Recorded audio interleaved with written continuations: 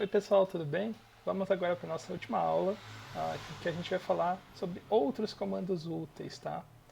A primeira coisa eu queria só falar que todos esses slides foram baseados em slides de anos anteriores, tá? Então obrigado a esse pessoal que montou esses slides anteriores. E agora vamos falar um pouco dos comandos, tá? Novamente vai estar disponível aqui, ó, nas apresentações em aula 5 no GitHub do Ganesh, tá? Hoje a gente vai ver comandos, e vão ser vários, assim, então talvez vocês fiquem até um pouco perdidos, sobrecarregados, confusos, porque vão ser vários comandos. Mas vão devagar, deem uma olhada nos manuais dos comandos, tá? E depois vocês precisam também treinar um pouco, porque é só com treino que vocês vão pegar o jeito de todos esses comandos, tá? Então vamos falar agora do nosso primeiro comando, que é o find. E aí, o find ele serve para procurar por arquivos e pastas, você pode procurar por nome, você pode procurar de alguns outros jeitos que a gente não vai comentar aqui, mas que vocês podem ver no manual, tá? Então suponho que eu estou aqui na minha pasta documentos, vocês estão vendo que tem ali o aula redes, eu vou mostrar o que tem dentro dele, tá? Tem algumas coisas, inclusive tem esse arquivo aqui, ó, linux.md. Suponha que eu esqueci onde esse arquivo está, qual o caminho dele. Eu lembro do nome, mas eu esqueci o caminho. Então eu posso usar o find. Aí o primeiro argumento é a partir de onde você vai procurar. Eu vou lá, procure a partir desse diretório em todos os subdiretórios que ele tem. E eu vou colocar que o nome, eu sei que é linux.md. Ok? Então a hora que eu der enter, ele vai mostrar o caminho daquele arquivo. Ele mostrou certinho aqui para mim, ó. Tá? Esse comando é muito útil e tem várias opções, é bastante complexo e flexível, mas vamos começar só pelo comecinho dele, que é esse de procurar arquivos, tá? Outro comando é o echo. O echo ele imprime a string que eu passar para ele na saída padrão, que é o terminal. Então se eu falar echo, isso será exibido no terminal. E aí ele vai printar tudo que está depois do nome do comando. Então depois do echo, ele vai printar tudo para a saída padrão. E aí isso aí é muito útil para quando a gente está fazendo alguns scripts, etc. É bastante útil, tá? Eu falei agora de saída padrão, que é o terminal. Vamos conversar um pouquinho sobre isso. No Linux a gente tem a saída padrão, que é a tela do terminal, e temos a entrada padrão também, que é o teclado. Então sempre quando você estiver se referindo à entrada padrão, a gente está falando teclado, e saída padrão é o terminal, ok? Só que a gente pode pegar e redirecionar essas entradas e saídas para arquivos, por exemplo. E para redirecionar, por exemplo, a entrada, eu faço o sinal de menor que, tá? Se eu quiser redirecionar a saída, eu posso fazer o maior que. Por exemplo, eu sei que o ls mostra todos os diretórios e arquivos do diretório corrente, ok? Então se eu fizer um ls para um arquivo list, ele vai me mostrar, ele vai colocar essa saída em list. E aí vocês podem ver aqui, ó, tá toda a saída bonitinha. Vamos tentar de novo. E eu vou dar o cat de novo. E tá igual, né? Nada aconteceu? Não. Na verdade, ele sobrescreveu aquele arquivo com a nova saída, tá? Se em vez de subscrever o arquivo, eu quiser só concatenar, eu posso usar esse operador aqui, é o maior que, maior que. Então, eu vou concatenar o arquivo list a saída do comando ls. E aí vocês podem ver que eu tenho aqui duas saídas. Eu tenho essa primeira saída, depois eu tenho a segunda saída, tá bom? Por fim, a gente tem o pipe, né, que é esse sinalzinho aqui. Ele serve para eu mandar por uma tubulação a saída de um comando para a entrada de outro. E isso é muito útil. É muito útil porque não só eu posso fazer comando A, pipe, comando B, como eu posso colocar pipe, comando C, pipe, comando E, e fazer uma coisa bastante flexível, tá? E nós vamos ver aqui, ó, agora com um exemplo, com um grep como isso funciona, tá? Ele serve para procurar expressões em arquivos ou na entrada padrão, tá? Se eu passar o nome de um arquivo, ele vai procurar no arquivo. Então como funciona? Eu vou falar grep. A expressão que eu estou procurando, eu quero ver se tem teste em algumas das linhas deste arquivo aqui, ó. Testes barra teste. E aí ele vai mostrar. Mostrou um. Tá? Ele mandou para saída padrão um arquivo que bateu a expressão que eu falei com o que estava naquela linha. Vamos dar uma olhada melhor nesse arquivo de teste, tá? Testes barra teste. Vocês verem que ele tem várias linhas, só que só uma tem teste, tá? E aí como a gente pode usar o pipe para fazer isso, né? Que é aquilo que eu falei que é bastante poderoso. Eu posso dar um cat em testes, e aí vocês vão ver que se fosse só assim ele colocaria na saída padrão. Só que se eu usar o pipe, ele vai redirecionar essa saída para a entrada do comando grep. E aí eu procuro por teste. E ele acha, né? Agora o que eu falei, eu poderia aumentar esse caminho. Botar um grep. Eu vou colocar uma palavra que não tem naquela string. Então eu vou pôr casa. E aí não vai sair nada. Então a saída do cat vai para a entrada desse grep teste aqui.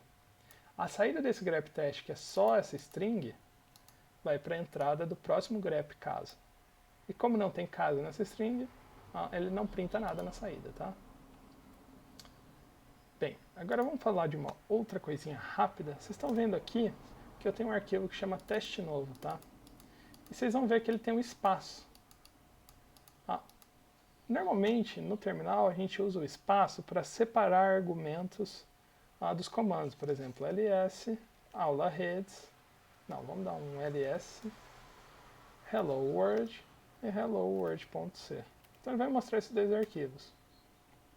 E eu uso o espaço para delimitar. Então, normalmente, o terminal interpreta esse espaço como separando os argumentos. Então, eu não consigo fazer um cat teste novo. Isso não vai dar certo. Ele vai falar que não tem esse diretório. Então, como a gente fala para ele, olha, esse espaço não está separando argumentos. Esse espaço é um espaço mesmo. Quero que você interprete ele como espaço no nome teste novo. Eu uso a contrabarra para indicar isso. Tá? A gente chama isso de escapar o caractere. Então ele vai chegar, vai ler aquela contrabarra e vai falar, olha, próximo caractere deve ser considerado no nome da coisa. Tá? Ele não deve ser mexido pelo terminal. E aí vai dar tudo certo. Beleza? Outro modo de fazer isso é você usar aspas simples, tá? Aí você coloca teste novo, e aí tudo que estiver dentro das aspas simples ele vai interpretar como caracteres normais, tá? Vai dar certo também. Beleza? Agora mais uma coisa. A gente vai falar do tree, é um comando bem legal que mostra o nosso sistema de arquivos de uma maneira bem mais parecida com aquela imagem que eu mostrei inicialmente, tá? Parecendo uma árvore. Só que tem uma coisa, vocês estão vendo esse asterisco aqui? Quer dizer que esse arquivo normalmente não vem instalado por padrão nas distribuições, tá? E isso pode variar de distribuição para distribuição, mas eu estou colocando aqui para vocês saberem que vocês talvez precisem instalar. Então, como que a gente instala? Eu vou mostrar só nos sistemas baseados em Debian como isso funciona, mas vocês podem pesquisar depois como funciona na distro que vocês estiverem usando, tá? A gente faz isso com o apt, que é o cara que gerencia pacotes no Debian, né? E pacotes quer dizer aplicações no Debian, né? Então, cada aplicação vai ter seu pacotezinho lá para a gente instalar.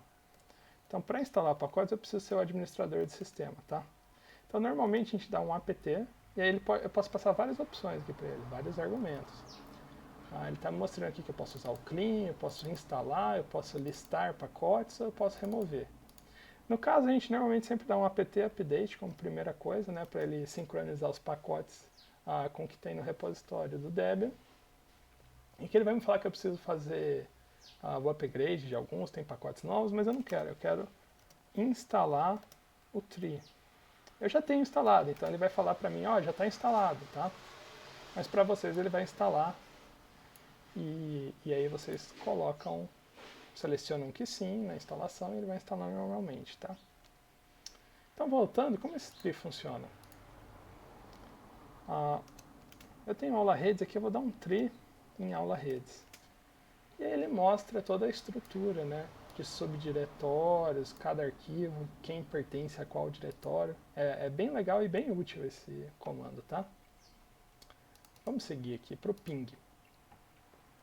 O ping funciona para você testar se uma outra máquina está conectada à internet, tá? Por exemplo, a gente pode pingar o icmc.usp.br para ver se ele está acordado, está online, está na nossa rede. E ele tá respondendo pra gente. Tá demorando todo esse tempo aqui para responder, mas está respondendo. Tá? Tem uma outra coisa que a gente vai ver na aula de redes, que cada computador tem um nome, que é o IP, então eu posso me referir a esse computador através do IP. Eu sei que na minha rede eu tenho um computador que tem esse IP aqui, ó, 92.68.15.11. Eu quero saber se ele está online ou não, se ele está na minha rede ou não. E aí eu vou ver que ele está, beleza? Na verdade eu até sei que ele está online, mas é bom sempre checar e o ping permite que a gente cheque. Bem, agora vamos para o SSH. O SSH é uma forma de eu me conectar a outros computadores via terminal, né? Por exemplo, eu tenho um servidor rodando em outro local. Eu quero acessar ele e eu quero ter um terminal, uma linha de comando que nem a gente tem aqui, só que naquele servidor. Então eu posso usar o SSH para criar um túnel criptografado com aquele computador. E aí todas essas coisas que eu digitar aqui e que ele me enviar de volta vão estar criptografadas e ninguém vai conseguir ficar escutando e vendo minhas senhas ou qualquer coisa assim. Então como ele funciona? Eu dou SSH, aí eu passo o nome de usuário que eu quero me conectar. Depois eu digo um arroba, em qual máquina? Nesse caso eu quero me conectar naquela máquina que a gente pingou, 92.168.15.11, tá? E aí ele vai pedir minha senha do usuário daquela máquina. E eu vou colocar minha senha aqui. E aí vocês vão ver que vai aparecer aqui, ó, Linux, numa Raspberry Pi 3, que está rodando Debian, que tem uma arquitetura ART64, então é uma ARM 64 bits. Vocês podem ver aqui, eu vou executar o ROM+, vocês vão ver que eu sou o Charles, não sou mais o Ping 21. E aí eu vou colocar o nome da máquina, todas as informações, vocês vão ver que é outra máquina, é outra arquitetura, e tem esse nome aqui. Tudo bem? Eu posso executar comandos, ó. Isso é outra máquina, beleza? Depois que eu terminar de usar, eu posso sair desse terminal só dando exit, ok? Esse exit não serve só para o SSH. Por exemplo, se eu der um exit aqui, meu terminal vai fechar. Só que eu não quero que isso aconteça, então eu não vou dar, tá? Mais um comando que a gente tem é o netcat. Ele serve para a gente estabelecer uma conexão simples na internet, assim, na rede. Eu já deixei preparado um servidor para escutar. Então eu vou dar aqui, ó, netcat, e eu sei que está em localhost, está no meu próprio computador escutando, na porta 52.000, tá? E se eu mandar um olá, será que ele vai me responder? Vamos ver. Me respondeu, eu estabeleci uma conexão, tá? Qual que é o comando para ficar escutando? LP52.000, eu vou me conectar lá, e ele vai mandar um oi. Beleza? Bem simples esse comandinho. E agora a gente vai para um comando muito importante, na minha opinião. É o TLDR. É o seguinte, ele te mostra como usar os comandos de uma forma bem sucinta. Ele printa no terminal. Então provavelmente vocês vão ter que instalar. Depois que vocês instalarem, vocês fazem um TLDR-U para ele fazer um update nos arquivos dele. E aí vocês vão, por exemplo, fazer TLDR. Eu sei que o move, ele move arquivos, tá? Então eu quero saber como ele funciona melhor. E aí ele te fala certinho como funciona e dá alguns exemplos bem básicos aqui para você. Mas esse comando é muito útil porque não dá para decorar todos os comandos, como todos funcionam. Então esse aqui é bastante útil. Mais um comando, esse é o htop. Ele mostra todos os processos que estão rolando no meu computador, tá? De uma forma bastante interativa. Vocês estão vendo aqui em cima que mostra os núcleos de processamento, mostra a memória que eu tenho, etc. E mostra todos os processos que estão sendo executados aqui na minha máquina, tá? Se eu quiser, eu posso chegar em cima de um processo, apertar F9 para matar ele e matar. Só que eu não quero matar agora, tá? E para vocês saírem, é só apertar Q. Esse não vem instalado por padrão, o que vem por padrão é o top, tá? Que é mais simples. Ele não é tão interativo assim, eu prefiro o htop, eu acho que vocês também vão preferir. ao mesmo Q para sair. Outra variação dele é PS, mostra os processos em execução atualmente. No caso eu tenho o bash, né, que é o meu terminal que está rodando, e o PS que eu acabei de rodar, beleza? Tem umas variações, algumas opções que ele mostra mais coisa, mas não vem ao caso agora, tá? Vocês podem olhar no manual. E por fim, o grandíssimo Vim. Ele é um editor de texto bem mais completo e complexo que o Nano, tá? Ele é muito útil para programação, só que ele não é tão simples assim de ser usado. Então eu vou fazer uma breve introdução aqui, mas aí depois talvez a gente faça uma aula para vocês terem mais contato com o Vim, para ficar mais fácil, porque ele realmente não é muito simples. Então eu chamo o Vim e eu passo o arquivo que eu quero editar. Pode ser o teste. A hora que eu entro em um modo, que é o modo normal dele. É um modo para eu editar arquivos, para eu me mexer dentro de um arquivo e tal. E aí, eu não consigo escrever caracteres logo de cara, tá? Eu consigo me mover nele usando as setinhas, ou o J e o Q, né? O J para descer e o K para subir, perdão. Se eu quiser escrever alguma coisa, eu tenho que entrar no modo de inserção, tá? Para entrar no modo de inserção, eu vou, por exemplo, apertar o I.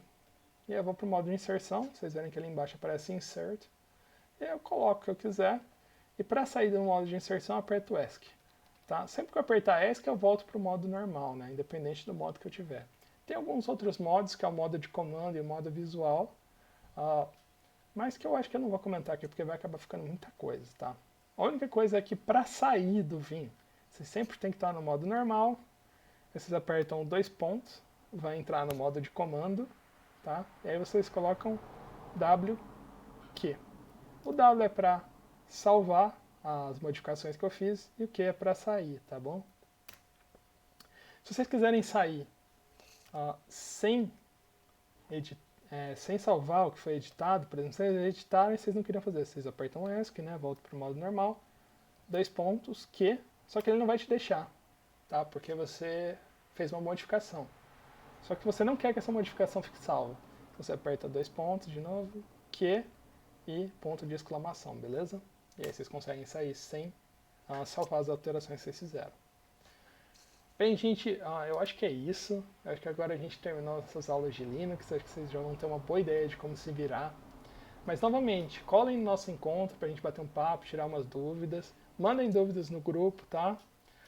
E vocês vão ver que é difícil o comecinho para mexer no Linux, mas depois vocês vão pegando o jeito, tá? E vai ser bastante útil para vocês. Espero que vocês tenham gostado e um abraço. Falou!